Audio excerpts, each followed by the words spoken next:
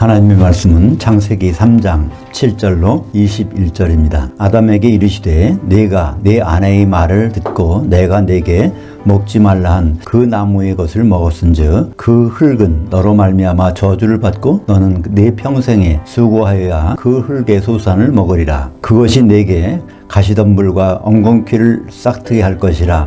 너는 그 밭의 채소를 먹을 것이니라. 내가 그 흙으로 돌아갈 때까지 얼굴에 땀을 흘려야 떡을 먹으리니 내가 그곳에서 취함을 입었음이라. 너는 티끌이니 티끌로 돌아갈 것이니라 하시니라. 아담이 그의 아내를 하와라고 이름 불렀으니 그녀는 모든 산자의 어머니가 되었기 때문이더라. 여호와 하나님이 아담과 그의 아내를 위하여 가죽옷을 지어 그들이 입게 하시니라. 오늘 말씀 가지고 아담이 하와라고 아내를 부른 이유라는 제목으로 말씀을 나누겠습니다. 아담은 에덴 동산에는 어떤 나무의 열매든지 열매를 먹을 수가 있었습니다. 단 하나 선악을 경험케 하는 나무의 것은 먹지 못하게 됐죠. 만약 그걸 먹는다면 어떻게 될까요? 창세기 2장 17절 선악 체험나무의 것은 먹지 말라. 내가 먹는 날에는 반드시 죽으리라 하시니라. 아담은 선악과를 먹게 되었고 그래서 죽었습니다. 근데 그게 뭐가 죽은 것일까요? 목숨이 사라졌으니까 영이 죽은 것입니다. 영이라는 것은 하나님과 소통하는 통로입니다. 잠언서 20장 27절에 사람의 영은 여호와의 등잔이라 이렇게 말씀하고 주고 있죠. 영이 살아있으면 하나님과 교통이 가능하지만 영이 꺼져 있으면 등잔불이 꺼져 있으면 교통이 불가능한 것이죠. 그래서 아담이 식생활이 바뀌게 됐어요. 그전에는 수시로 배고프면 나무 열매만 따먹으면 되는데 이게 어떻게 됐습니까? 오늘 3장 17절, 18절, 19절은 같은 내용인데 이렇게 반복적으로 설명해 주고 있습니다. 내 평생에 수고하여 흙의 소산을 먹으리라. 그리고 그 밭에 채소를 먹으리라. 그리고 얼굴에 땀을 흘려야 그 떡을 먹으리라. 이게 같은 내용이에요. 결국은 떡을 먹게 된다는, 사실은 빵이라고 하면 더 정확하겠죠. 우리를 말하면 밥이라고 하면 정확한데요. 그걸 먹으리라 하는 것이 하나님의 처방이었습니다. 그 흙은 가시덤불과 엉겅퀴를 낼 것이므로 아담은 밭에 농사를 지어서 채소, 즉 곡식으로 떡을 만들어 먹어야 했습니다. 그러니 이것이 아무것도 아닌 것 같죠.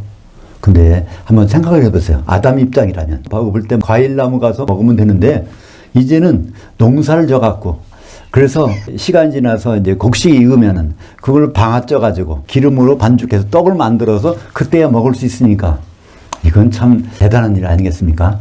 오늘 배고프다 그러면 오늘 먹을 수가 없어요. 이제 농사를 지어야 되니까 시간이 흘러가지고 추수해서 그걸 또 떡 만들어 먹는 시간까지 상당한 시간이 걸리죠. 여기에 창세기 3장 19절에 개역 성경이나 다른 걸 보면 먹을 거라고 되는데 그 단어가 떡입니다. 떡, 레헴이라고 하는 단어인데요. 레헴이라는 단어에서 어떤 단어가 나왔죠? 베들레헴. 베들레헴은 떡집이라는 뜻인데 예수님이 그 베들레헴에서 태어난 그 레헴이 바로 이 떡이고 창세기 3장 19절에 성경에 처음으로 떡이란 단어가 나온 것입니다. 떡을 먹어야 사는 것은 무엇일까요? 우리 육체는 반드시 흙에서 농사져서 나오는 그 떡을 먹게 된 것입니다. 근데 우리가 여러 번 살펴봤지만 아담이 최초의 사람일까요? 많은 분들은 아담이 최초의 사람이라고 하지만 성경에서는 전혀 그렇게 말하지 않습니다. 창세기 5장 1절에 보면 아담의 계보를 설명하면서 하나님이 인간을 창조하신 날에 하나님의 모양대로 아담을 지으셨다고 말씀하고 있어요. 그러니까 아담이 있기 전에 창조된 인간이 있었습니다. 그게 어디 있죠? 창세기 1장 27절에 보면 하나님이 형상대로 사람을 창조하시되 남녀로 암컷과 수컷으로 창조해서 생육 번성하도록 그런 인간이 있었습니다. 근데 우리 조상 아담은 같은 날 만들어졌지만 흙의 티끌로 만들어 거기다가 생명의 영, 뇌샤마를 집어넣어서 생물체가 되게 하셨다고 창세기 2장 7절에 말씀하고 있지 않습니까? 그래서 그 사람들은 뭘 먹고 지낼까요? 그 사람들은요, 창세기 1장 29절에 보면 나무의 열매도 먹고 또 채소, 씨 가진 나무의 채소 그것도 먹게 돼 있습니다. 그래서 그들은 야생 나무, 야생 열매, 야생의 채소 얼마든지 먹을 수 있어요. 그들과 아담과 하와에는 전혀 식생활이 다르다는 것을 우리는 다시 한번 생각해야 됩니다. 그래서 아담의 육체는 창조된 인간과 똑같이 그렇게 피가 있는 육체지만 아담에는 영이 들어 있었습니다. 근데 선악과 먹고 영이 죽었는데 그 영은 어떻게 살아나게 될까요? 오늘 내용이 아담과 하와 속에 들어있는 영이 살게 되는 그 내용을 우리에게 말씀해 주고 있는 것입니다. 예수님은 말씀하셨어요. 사람이 떡으로만 사는 것이 아니라, 사람은 육체만 사는 것이 아니라 육체 속에는 뭐가 있다는 거예요. 그걸 위해서는 뭘 먹어야 될까요? 마태복음 4장 4절 하반절에 그 사람이 떡으로만 살 것이 아니요 하나님의 입으로부터 나오는 모든 말씀으로 살 것이라 하였느니라. 우리는 배만 불러서는 사는 것이 아니라는 겁니다.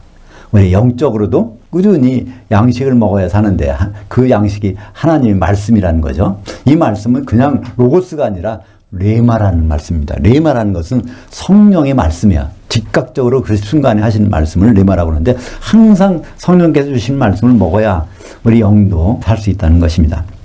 근데 예수님이 이 말씀 하실 때는 그냥 말씀하신 것이 아니라 기록되었으되 하면서 성경을 인용하셨는데 그 성경이 바로 신명기 8장 3절입니다. 그 아담이 떡으로만 살 것이 아니요 여호와 입에서 나오는 모든 것으로 그 아담이 살 것인 줄을 내가 알게 하려 하심이라. 근데 여기에서 이제 떡이 나오잖아요. 레흠, 떡이 나오는데 이런 떡, 육신의 떡이 아니라 생명의 떡이 있다는 것입니다. 그리고 여기에 그 아담이라고 그랬어요. 그 아담. 그렇다면 히브리 문법에는요, 미완료라고 하는 것이 있는데 미완료는 과거에 어떤 일이 있었던 것을 설명하거나 앞으로 어떤 일을 있을 것을 설명합니다. 그러면 이것은 두 가지 의미가 있어요. 이 아담도 인간을 아담이라고 할 수도 있고 또 우리 조상 영이 있는 사람을 아담이라고 할 수 있는데 이것을요, 이 아담의 경우를 설명한다고 볼 수가 있습니다. 다시 말하면 거기서 산다는 것은 미완료인데 이것이 그렇게 살아났다는 것을 설명한다는 것이죠. 아담이 그 떡으로만 살아있었던 것이 아니요 여호와 입에서 나오는 모든 것으로 그 아담이 살고 있었던 것인 줄을 네가 알게 하려 하심이라. 그러니까 여기에 오늘 내용에 해답이 있습니다. 아담이 여호와의 말씀 뭐를 먹고서 영이 살아났을까? 그런 답이 여기서 나올 수가 있는 것이죠. 선악과를 먹은 아담이 영이 죽었는데 도대체 여호와의 말씀, 무슨 말씀을 먹었을까요? 오늘 창세기 3장 17절부터 쭉 보고 있는데 그 이전에 하나님 말씀한 것을 지금 아담이 듣고 먹고 그걸 가지고 이제 고백하는 장면이 나오죠. 바로 창세기 3장 16절입니다. 또 그 여자에게 이르되 아담의 아내에게 이르시되 내가 내게 수고와 잉태를 크게 더하리니 내가 수고 중에 아들들을 해산할 것이며 너는 남편을 사모하고 그는 너를 다스릴 것이니라. 그 옆에서 듣고 있는 아담은요, 자기 아내에게 여호와께서 말씀하시는 것을 듣는 거예요. 그러니까 아담은 그리스도의 모형이죠. 하와는 뭐의 모형일까요?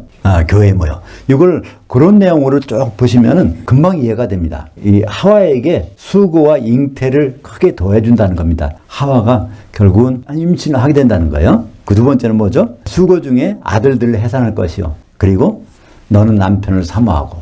이때 사모한다는 단어가 테슈카라고 하는 건데 이것은 떨어져 있는 연인끼리 사모하는 겁니다. 그러니까 남편을 그리워한 그런 생활을 해야 되는데 그렇게 되면 남편은 너를 만나서 메시아로서 통치해 주실 것이다. 그런 내용이 바로 여기서 교회의 운명을 설명한 내용입니다. 이 말을 쭉 듣고 보니까 자기도 죽고 아내도 죽어서 영이 죽어서 하나님의 자손들을 생산하지 못할 거로 알았는데 이 말을 들어보니까 이 아들을 낳는다는 거예요. 결국 이들이 남편과 아내의 관계를 계속 유지하면서 산다는 거예요. 그걸 아담은 그대로 받아들였습니다. 아담은 자기 아내가 아들들을 해산할 것이라는 여호와의 말씀을 듣고 그를 마음으로 믿었을 뿐 아니라 그것을 그의 아내 앞에서 입으로 시인합니다. 창세기 3장 20절입니다. 그 아담이 그의 아내를 하와라고 이름 불렀으니 그녀는 모든 산자의 어머니가 되었기 때문이라. 여기서 하와라는 단어가 성경에서 처음 나옵니다. 아담의 아내가 하와라고 우리는 하지만요, 아담의 아내는 이름이 없었어요. 그냥 아내였어요. 이것 때문에, 이 사건 때문에 그 아내의 이름이 하와가 된 것입니다. 근데 하와는 무슨 뜻일까요? 살았다 하는 감탄사입니다. 야, 살았어. 너도 살고 나도 살고 우리 부부가 살았어. 결국 이런 말씀. 그러니까 뭐가 죽었길래 뭐가 살아났단 말일까요? 아, 영이 죽었는데 하나님과의 교통이 단절됐는데 이제는 살았다는 겁니다. 하나님 말씀을 쭉 듣고 보니까 우리는 반드시 살았다 이런 말을 하고 있는 것이죠. 그래서 모든 산자의 어머니가 되었기 때문이다. 그래서 이름이 하와가 된 것입니다. 모든 산자의 어미라는 것이 그럼 육체가 살았다는 의미가 아니잖아요. 왜냐하면 모든 산자의 어미가 있단 말이에요. 먼저 누가 있죠? 창조된 인간의 맨 처음에 그 어머니 아버지 될 사람 있잖아요. 그죠? 인간의 그들을 말하는 것이 아니라 영 있는 사람, 이 부부간에서 그들이 살아서 자손들이 있을 텐데 그 영 있는 사람들의 어머니가 하와가 됐다는 것이죠. 그러니까 하와 속에도 영이 있고 아담 속에도 영이 있어서 그의 후손들이 나온다는 의미가 되는 것이죠. 여기 하와의 이름에서 그 하야는 원래 발음은요 카야 비슷하게 해야 됩니다. 카야 K 발음이 좀 들어가는 발음이에요. 이런 히브리어나 헬라어의 언어를 쭉 나열해서 사전으로 만든 게 있어요. 그걸 스트롱 코드라고 합니다. 스트롱 코드.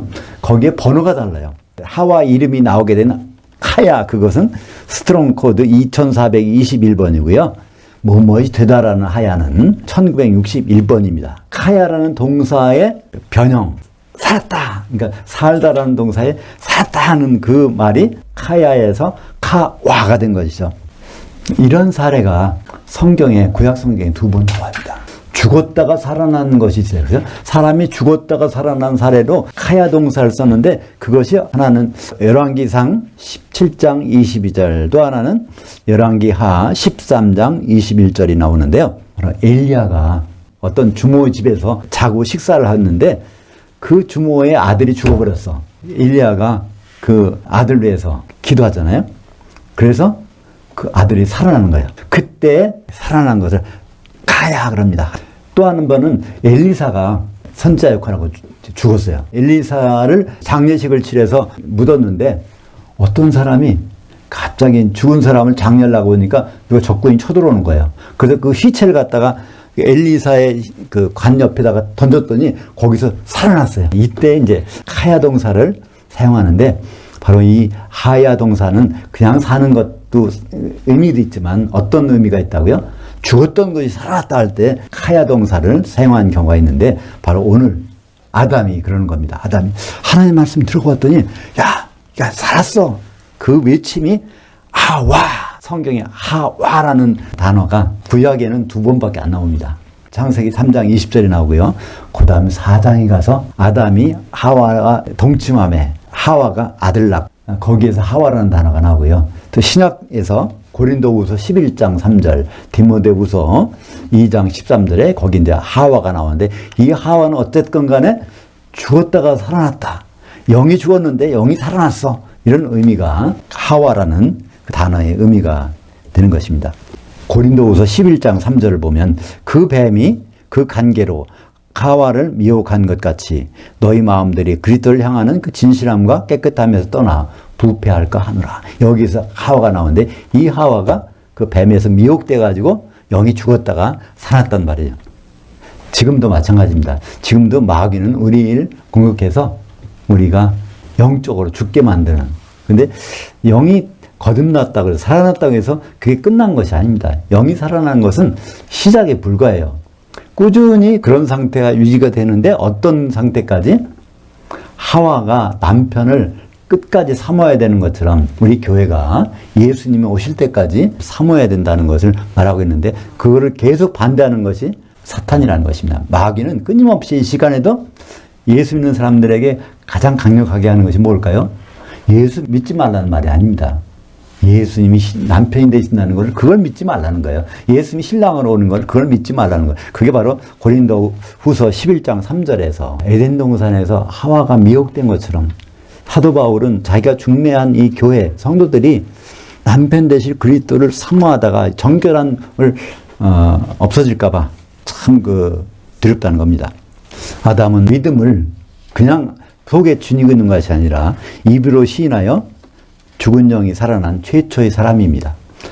거듭난 최초의 사례 아담은 그죠? 아담이 영이 있다가 선악과를 먹고 영이 죽었다가 바로 하나님 말씀을 듣고 보니까 이게 살았다. 그런 마음속에서 묻고 있는 것이 아니라 그냥 공개적으로 살았다. 이 고백을 합니다. 아담이 그런 고백이 나오자마자 어떤 일이 벌어지죠?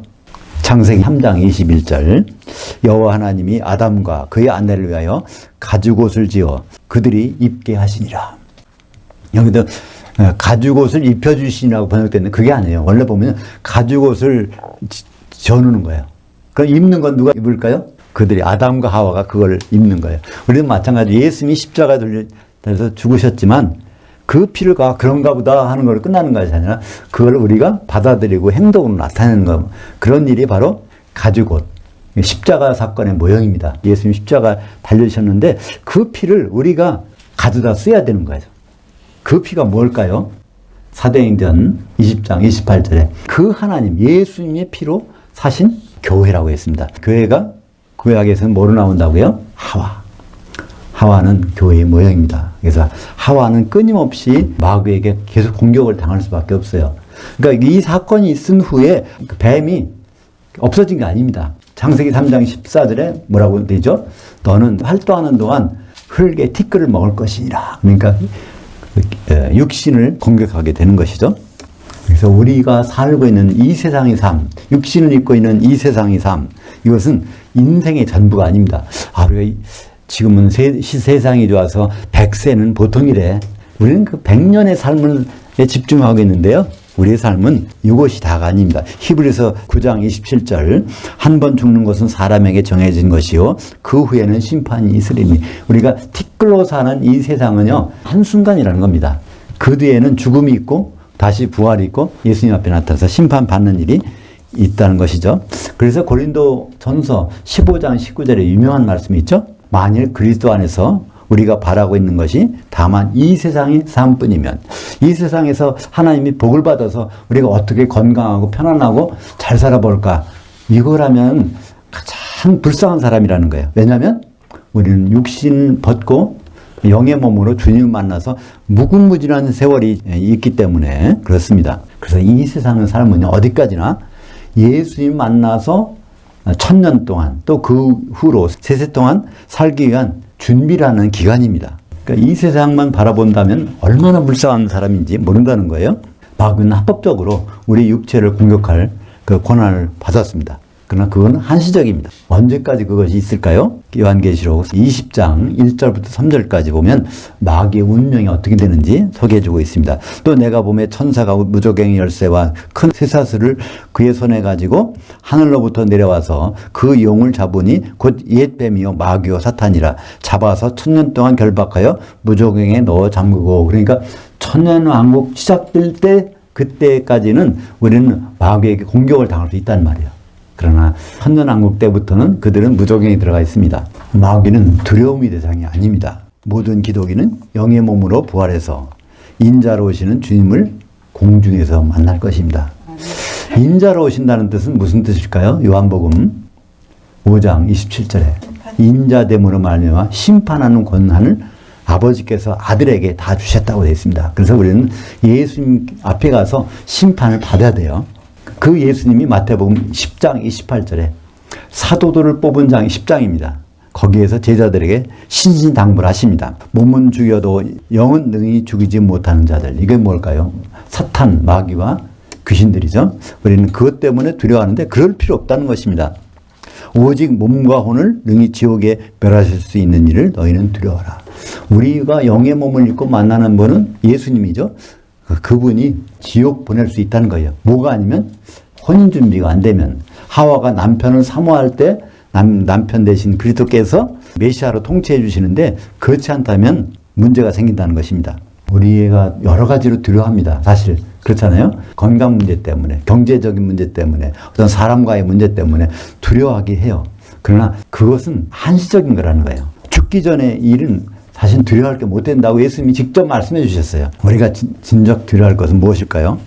부활해서 영의 몸을 입고 예수님 앞에 섰는데 그 자리에서 혼인 만찬에 못 들어가고 지옥에 들어가는 일이 벌어지면, 그 일이 생기면 큰일인 것이죠. 그 일이 두려운 것이지 그게 아니라면, 그 일이 다 해결되어 있다면 이 세상의 일은 결국은 잠깐 지나가는 것입니다. 오히려 이 세상의 마귀의 공격을 받아서 우리가 무슨 떡을 먹을 것인가? 육신의 떡을 먹을 것인가? 그렇다면 생명의 떡을 먹을 것인가? 우리는 그것을 날마다 생각해야 될 것입니다. 기도하겠습니다. 하나님 아버지, 오늘 아담이 최초로 거듭나는 장면을 우리에게 보여주심을 감사합니다. 사람이 떡으로만 살 것이 아니요 여호와 입에서 나오는 모든 말씀으로 사는 것이라고 하였사온데, 우리가 영적인 건강을 유지해서 주님 만날 수 있도록 인도하여 주시옵소서. 예수님 이름으로 기도합니다. 아멘.